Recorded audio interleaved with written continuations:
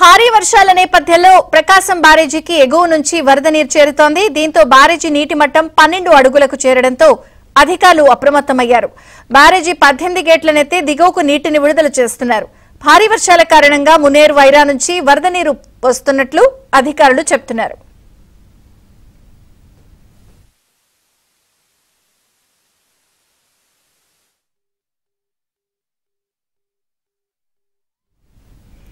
అల్పపీడనం ప్రభావంతో కాకినాడ జిల్లా ఉప్పాడలో సముద్రం అల్లకల్లోలంగా మారింది.